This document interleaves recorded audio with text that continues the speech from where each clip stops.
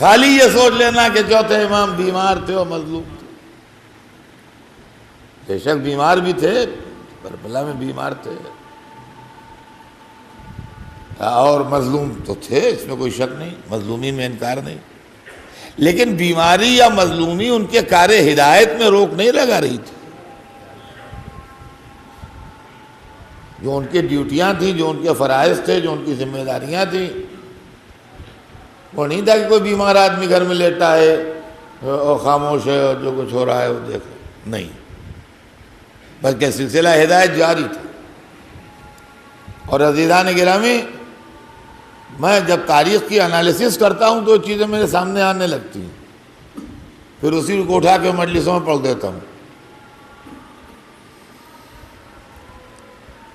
آپ یہ سمجھ لیجئے کہ یزید کے زمانے میں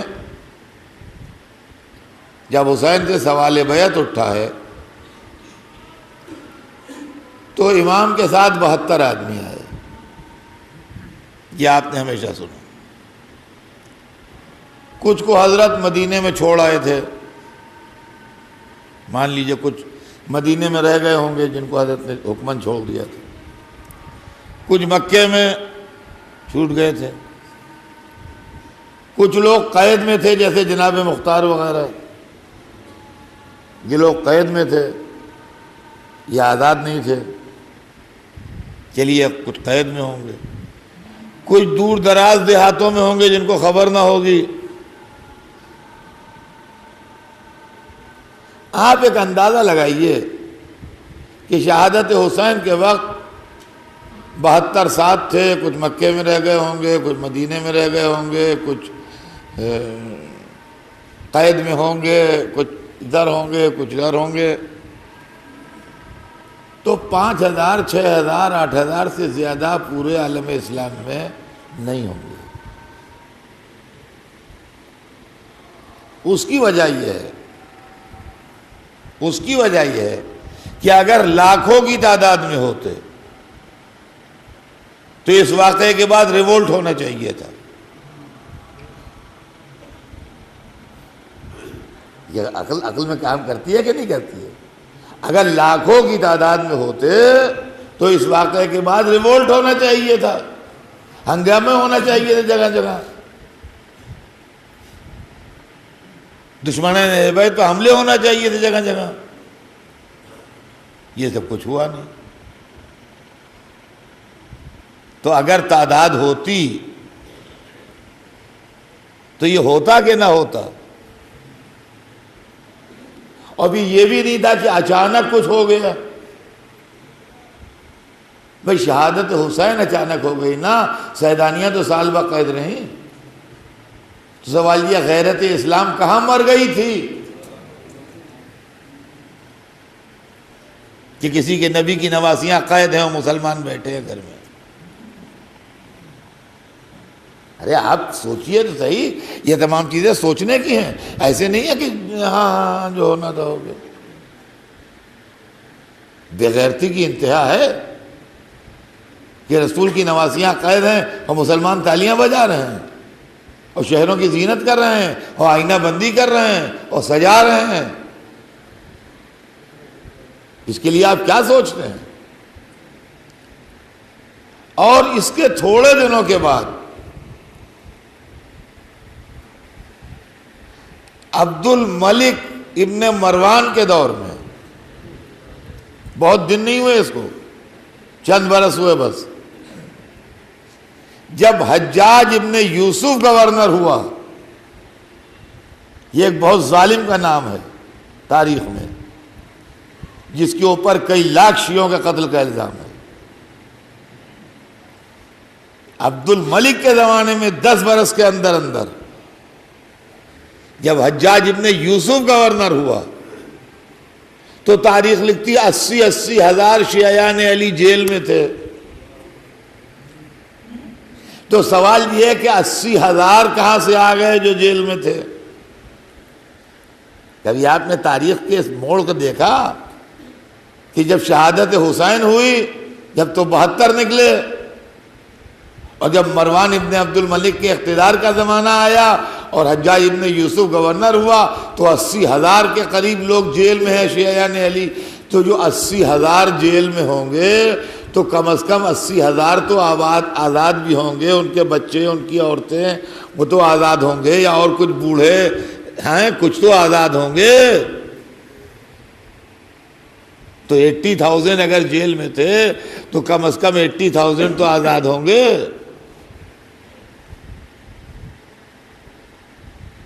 تو 1.5 لاکھ سے اوپر تو یہی ہو گیا. یہ ایک شیعہ اتنے کہاں سے پیدا ہو گئے؟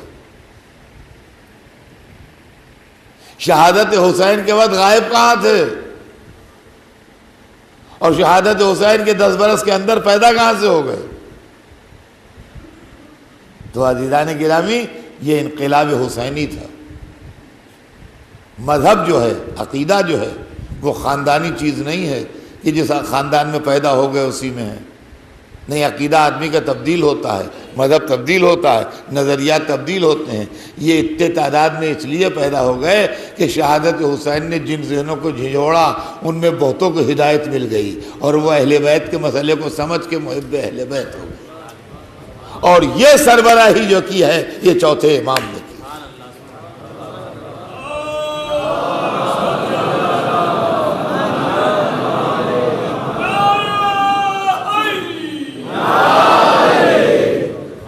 یہ سربراہی جو فرمائی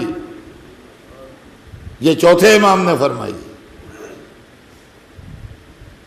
اور یہ کشتی جو چلی ہے یہ آنسوؤں میں چلی. عزیزان گرامی،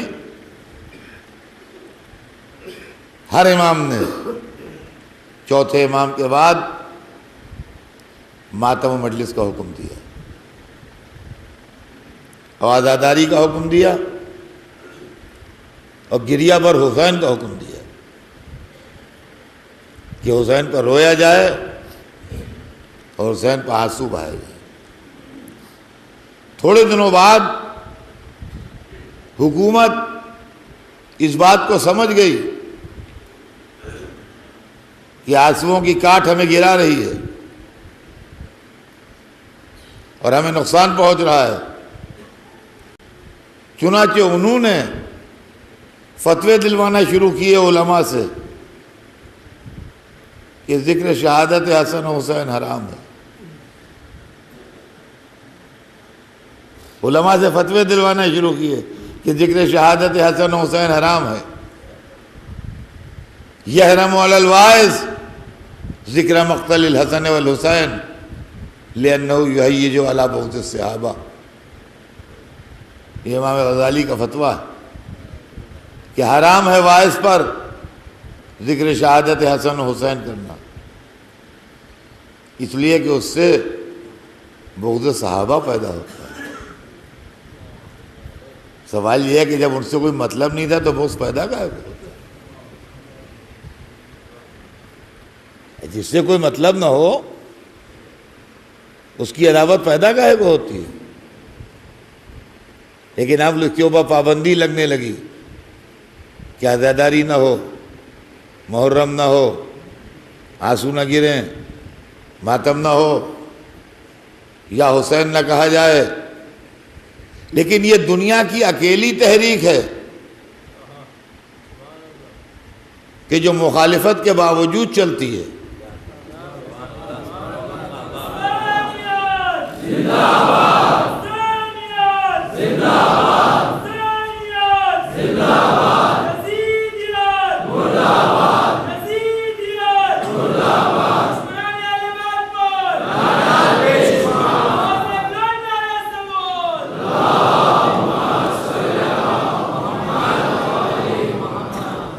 یہ عزاداری جو ہے اور یہ ماتم مجلس جو ہے اور یہ سینہ زنی جو ہے اور یہ علم اٹھانا،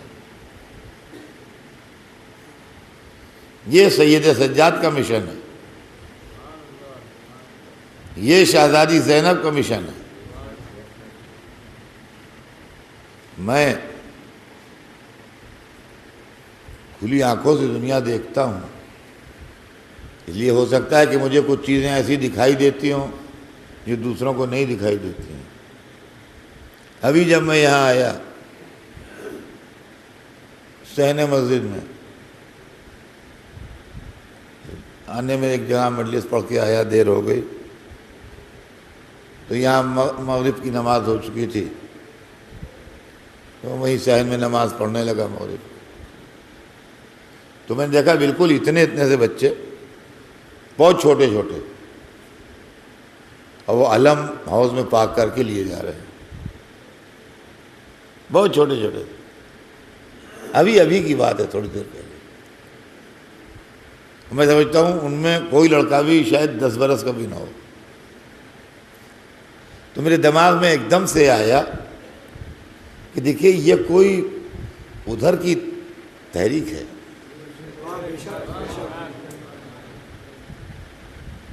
ان کو نہ کسی نے سمجھایا ہے، نہ بجھایا ہے، نہ کچھ کیا ہے، یہ ہے۔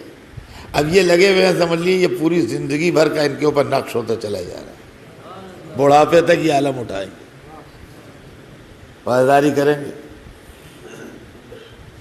دنیا میں آپ سوچئے کبھی اس کو کہ ایک چیز تو یہ ہے کہ محرم جو ہے اس کو یہ سمجھ لیجئے یہ تہوار نہیں ہے، فیسٹیول کا جو ڈیفینیشن ہے وہ الگ ہے۔ محرم تہوار نہیں ہے، فیسٹیول نہیں ہے۔ فیسٹیول ہیں ہر قوم میں، ابھی کرسچن کا فیسٹیول آ رہا ہے، کرسمس، ہندوؤں کے ہوتے ہیں، دیوالی ہے، ہولی ہے، دسہرہ ہے، مسلمانوں میں بھی ہوتے ہیں، شرعی حیثیت اس کی جو بھی ہو وہ تو برائے نام رہ گئی، عید بقرعید ہوتی، لیکن ہر جگہ خوشی، مبارکباد، کانگریچولیشنز، گلے ملنا، انجوائمنٹ۔ محرم میں آنسو، گریہ، ماتم، سینہ زنی،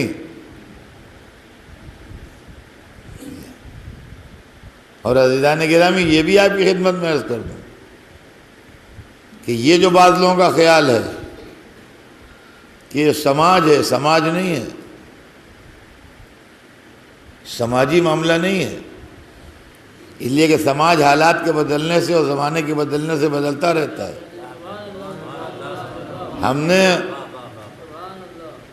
اپنی زندگی میں، کیونکہ اللہ کے کرم سے زندگی میں حصہ ملا اچھا خاصا، لہذا ہم نے اپنی زندگی میں بڑے دور دیکھے۔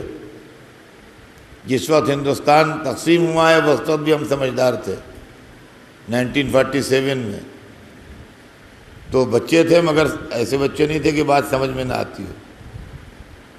تو ہر ایک کی زبان بتا اب محرم کا کیا ہوگا، اب محرم کا کیا ہوگا۔